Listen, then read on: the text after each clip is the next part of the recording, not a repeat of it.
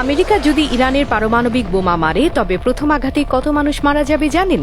10 থেকে 15 কোটি মানুষ। কিন্তু না, তারা শুধু মরবে না, তারা বাষ্পীভূত হয়ে যাবে। হ্যাঁ, একদম বাষ্প। কল্পনা করুন, যদি এই বোমা তেহরানের উপর পড়ে, পুরো শহরটাই উবে যাবে এক মুহূর্তে। তেহরানের পাশের এলাকাগুলো, ইস্পাহান থেকে শুরু করে কাশান পর্যন্ত, সেখানে মানুষের চামড়া ঝরে পড়তে শুরু করবে। মিনিটের মধ্যে প্রথমে ভয়াবহ ফোস্কা পড়বে শরীরে, তারপর চামড়া এমনভাবে খসে পড়বে যেন কাগজের টুকরো ঝরছে। পারমাণবিক অস্ত্রের ভয়াবহতা বোঝার জন্য একটা তথ্য জানা দরকার।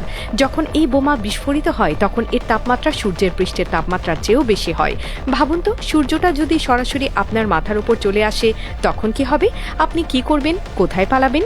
10 থেকে 15 কোটি মানুষ তৎক্ষণাৎ মারা যাবে, বাকিরা হয়ে যাবে রেডিও অ্যাক্টিভ লাশ। যদি কোনোভাবে তারা বেঁচেও যায়, প্রায় 30 থেকে 40 কোটি মানুষ এমন অবস্থায় পৌঁছাবে যে তাদের সম্পর্কে বলা হয় জীবিতরা মৃতদের ঈর্ষা করবে। তারা চিৎকার করে বলবে, আমরা কেন মরিনি?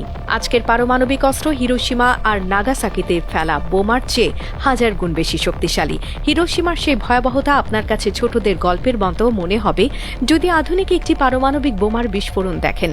পারমাণবিক যুদ্ধ কখনো ধীরে ধীরে বাড়ে না। একবার শুরু হলে প্রতিটি পক্ষ তার সবচেয়ে বড় এবং সবচেয়ে ধ্বংসাত্মক অস্ত্রটি সবার আগে নিক্ষেপ করে, কারণ সবাই জানে শত্রু যদি বেঁচে যায় তাহলে সে ছাড়বে না, তাই প্রথম আঘাতেই শেষ করতে হবে।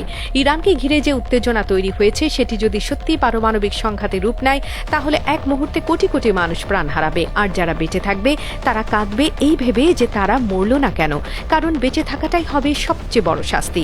বিস্ফোরণের পর যে পরিমাণ ধোঁয়া আর তেজস্ক্রিয় ছাই আকাশে উঠবে তা পুরো অঞ্চলের আকাশকে ঢেকে দেবে।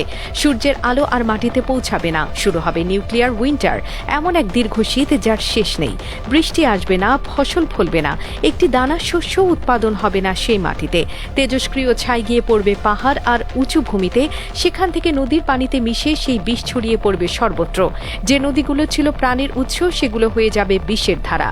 এক ফোঁটা পানিও পান করা যাবে না। পুরো অঞ্চল পরিণত হবে পারমাণবিক মরুভূমিতে, যেখানে কোনোদিন আর কিছু জন্মাবে না, কেউ বাস করতে পারবে না। আর এই তেজস্ক্রিয়তা শুধু যুদ্ধরত দেশগুলোতে সীমাবদ্ধ থাকবে না, বাতাসে ভেসে পুরো পৃথিবীকে গ্রাস করবে।